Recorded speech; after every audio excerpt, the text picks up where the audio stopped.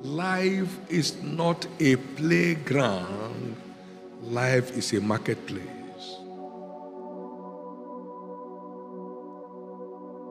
It answers to only traders. You trade the resources available to you. And our principal resource is time. Time. Efficient time traders make the most in this marketplace.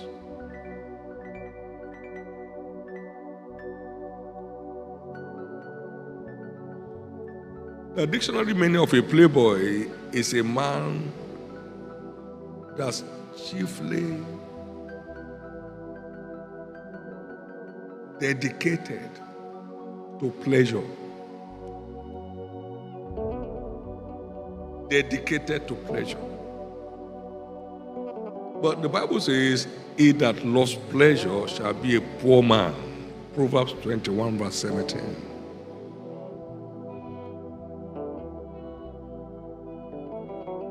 People given to pleasure, excessive pleasure, uncontrolled pleasure, they always end up living under pressure.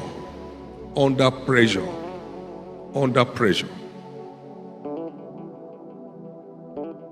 Too much of downtime in a man's life will always result in a downfall.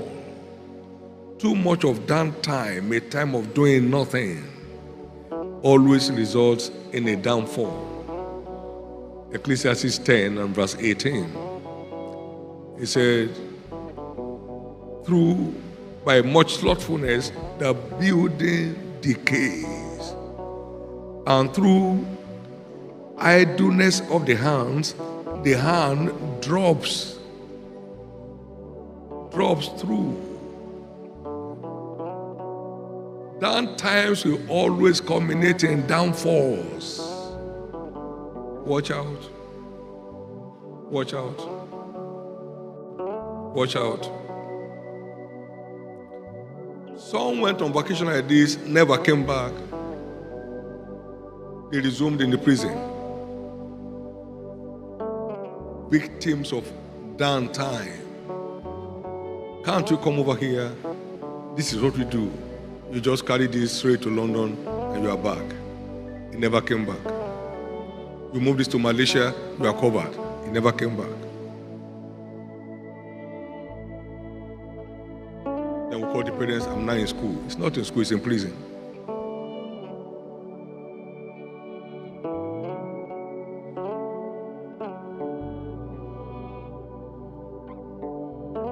And this keeps going, particularly now, that there are too many things to get to unproductively occupied.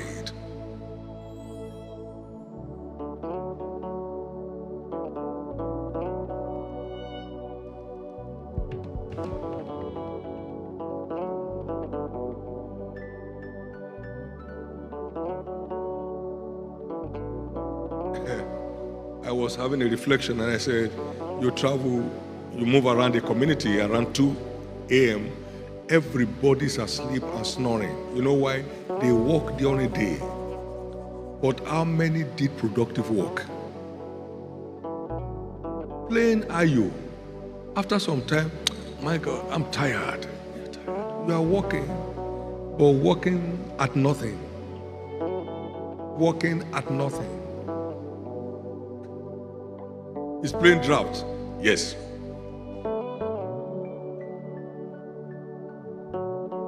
Wait a minute.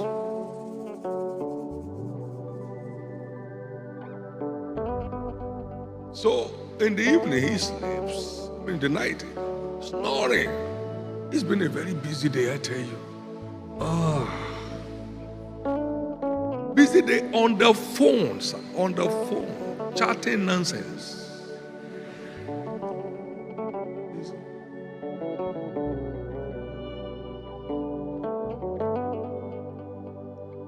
I've traveled this way before, so you can't harass me.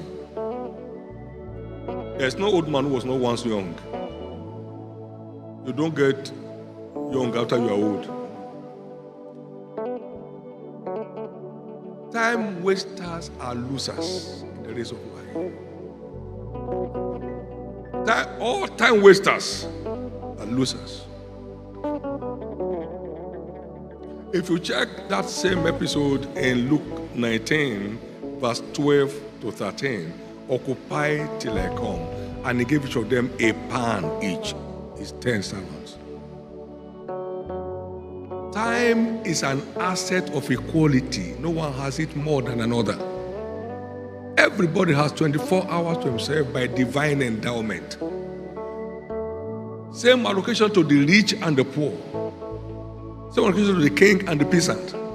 Everybody. 1 pound of talent.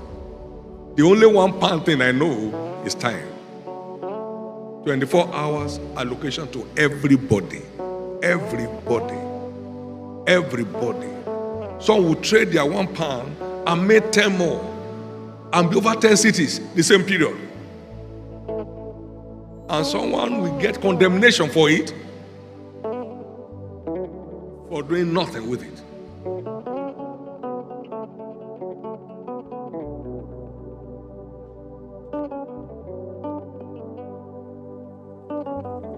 We must be aware to make the most of our time, because the days are evil. Because the devil knows is your greatest asset in the adventure of life. So he steals more of your time than your materials.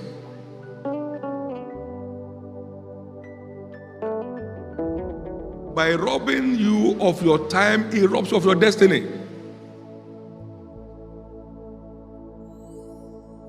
I used to know a school headmaster. Suddenly we heard that he was going to the law school. While others were playing ayo and eating corn, he was doing London correspondence, University Correspondence College. In those days, no internet, no nothing. So we go to the post office to go and collect his parcel and with lantern. He left them. He left his peers, went to law school, became a lawyer. Status changed within the same time. While others were playing ayo under the tree. I beat you, you beat me. You can't beat me, never. Same time. Same time. The devil is more concerned about your time and my time than your things. Than your things.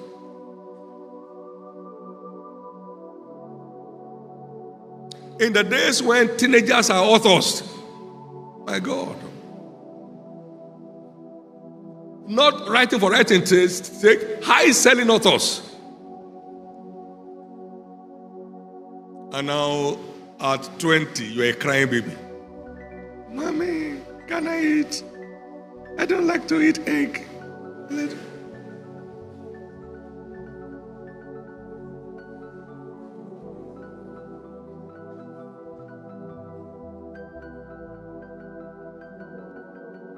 I grew to hate downtime.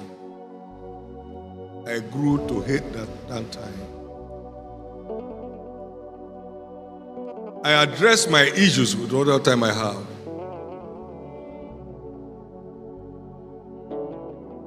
I taught myself to speak by knowing that I needed to learn communication.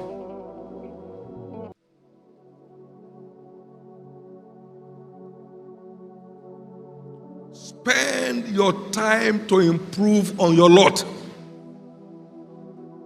Invest your time to enhance your values.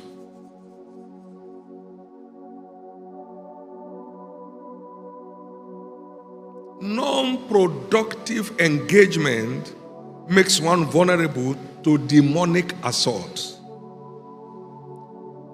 Matthew 12, 43 to 45. When an evil spirit is gone out of a man, he goes about in dry places. 43 to 45. Seeking rest and finding none. Then he said, I will return into the house from whence I came out. And when it's come, he findeth it empty, swept and garnished, but empty. Then he goes forth and takes with him 7 other spirits more wicked than himself. And they came and invaded the house. And the later end of that man was worse than the beginning. Non-productive engagement makes a believer vulnerable to satanic molestations, to satanic attacks. God has killed your taste for evil while you are here. If you go empty, the evil will come back in multiplied form. Watch it. Watch it. As commonly said, nature abhors vacuum. One is either occupied doing the right thing or becomes a victim of doing the wrong that wrecks destiny. You are either occupied doing the right things or you become a victim of doing the wrong which wrecks destiny. It was Billy Graham said, some temptations come to all men, but all temptations come to the idle. All. Stealing, smoking, lying, all. Just be idle. All. Do nothing. Do not productive. All.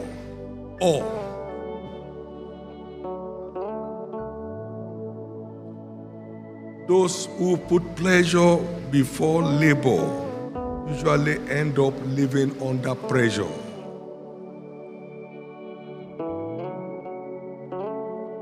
The wise man said, prepare thy work in the field.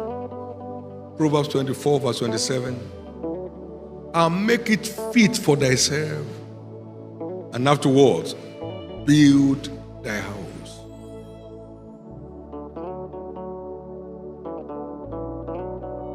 Yesterday made it 35 years that God sent me to Lagos.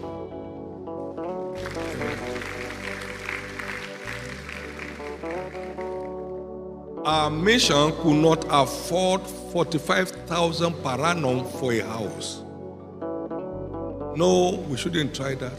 That would be catastrophic. That's out of budget. Out of budget. But today, huge estates across the nations. Same system, same organization. Afterwards, build thy house. Work first. Pleasure later. If you put pleasure first, you're under pressure. You will rent a house beyond you and can't find sleep. You buy a car you cannot maintain, so you get grounded eventually. Life.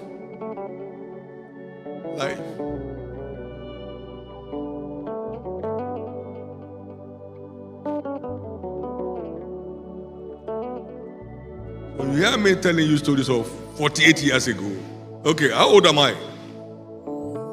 That tells you how early I got started learning about life and how to make the most of it.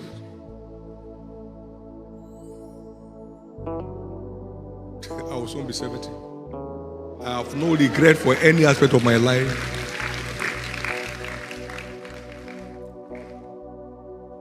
I'm speaking to you the word of a father to complement what your parents teach you. You better hearken to the instruction of your father and make the most of your life.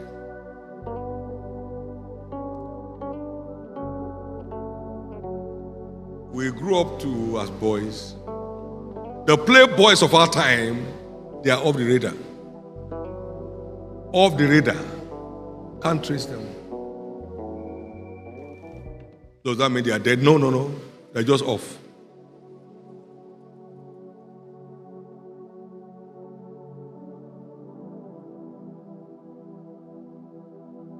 Life is an adventure in times and seasons. Ecclesiastes 3, 1 and 2. And he makes all things beautiful in his time, verse 11. This is the planting season of your life as youths. This is your planting season. If you miss the planting season for corn, you go cornless for that year. Or you buy. Planting seasons are not reversible. They are not. You miss it, you miss it. This is the planting season of your life. I've spoken to you, young men, because you're strong. The word of God abides in you, and you overcome the wicked one. This is the planting season of your life. 1 John 2:14. You better recognize the planting season of your life. Don't allow weeds to grow. They will choke your tender grape and make such victims miserable. Can I have you say with me, I'm in the planting season of my life? What does that mean? It's now your time to clear your field of all by uprooting all unwanted trees. That's how to start planting. You first do clearing of the debris in your life that stand as blockades to your future. Uprooting them. Uprooting habits that will block your access to a future. And then you plow. I'm talking about a Greek now. You break up the ground. You break up the fallow ground. And then you arrow. Turn it around. And then you reach. Ready for planting. Then you fertilize the earth to make the most of your seed. It's a process. And it requires a lot of time. A lot of time.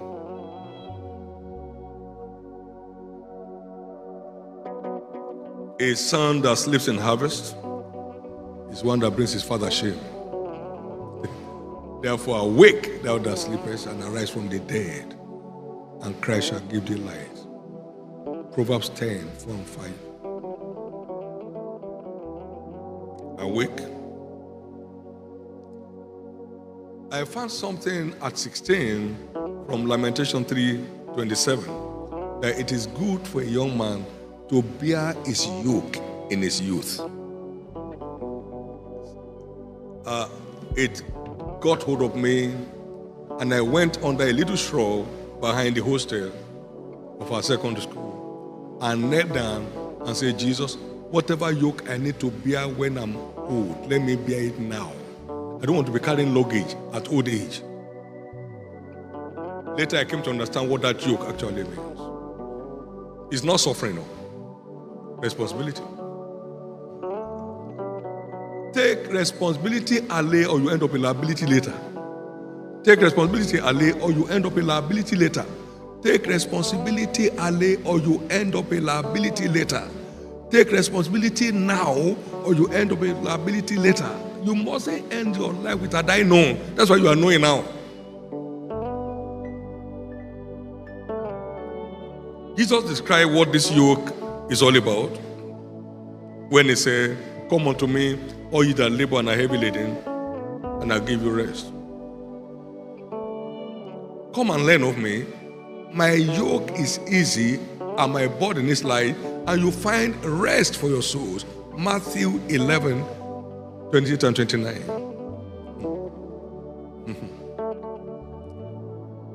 Take my yoke upon you and learn.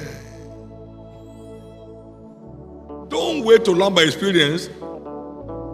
Learn by exploration of knowledge. Don't wait to learn how to avoid accident. By experience, you may not survive it. Learn it by knowledge. It's safer, it's secure. So it is the yoke of learning or the responsibility of learning what it takes to make the most of one's life. I say humorously here, the yoke of learning is lighter than the yoke of suffering. The yoke of learning is lighter than the yoke of suffering. Don't learn by suffering, learn by learning. The burden of learning is lighter than the burden of failure.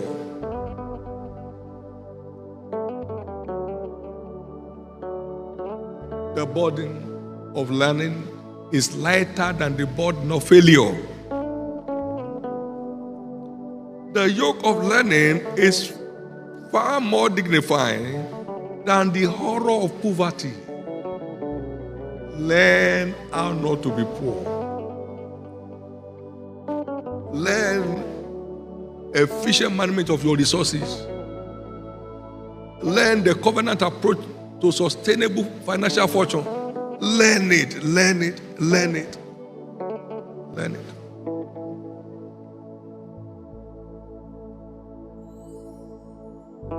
By the grace of God, I have a walk-through library in my home. It's a whole place. About 4 rows. You find books there of 1 naira 35 kobo. I will tell you when.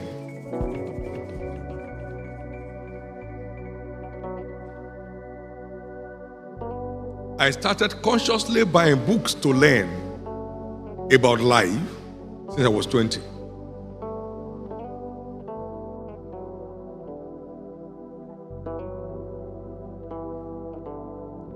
Nothing of value is ever free.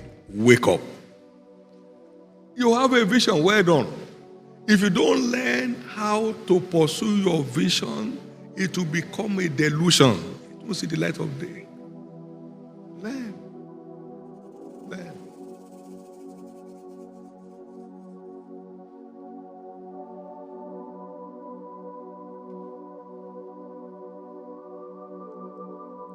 The demand of learning is non-negotiable if one must avoid heavy burdens tomorrow. Learn the way out before you are shut in. Therefore, my advice as you go, have a running project for this vacation season.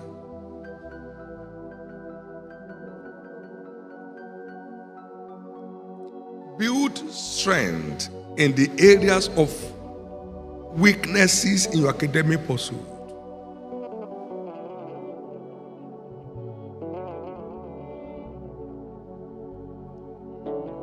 Seek brighter understanding where you are just merely average.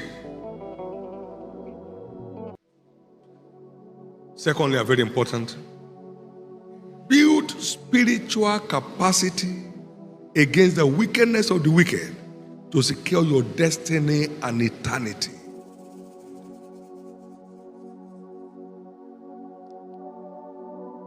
I had some guests in the course of the week, and they came in from the US. The husband slept one night and saw some fellow knocking his knees. He couldn't walk again. Has been on wheelchair for 3 years. Build spiritual capacity against the wickedness of the wicked to secure your destiny and eternity. Build it. A jolly, great home can just be intruded by a stranger, and immediately the spouse has demons. A stranger has crept in because there is no strength to resist him.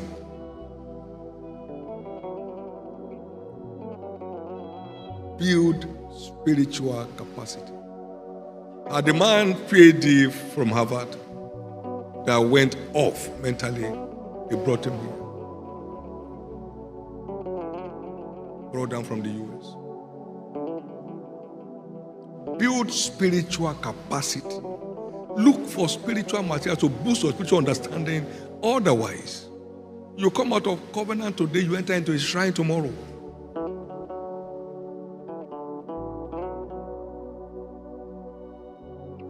Come out of covenant today, and tomorrow you are in a cult. For lack of spiritual capacity. If you faint in the day of battle, it's because your strength is small. Proverbs 24 verse 10. Spend time to build your spiritual capacity. I will have died several times. Grace help me to build capacity against the assault of death.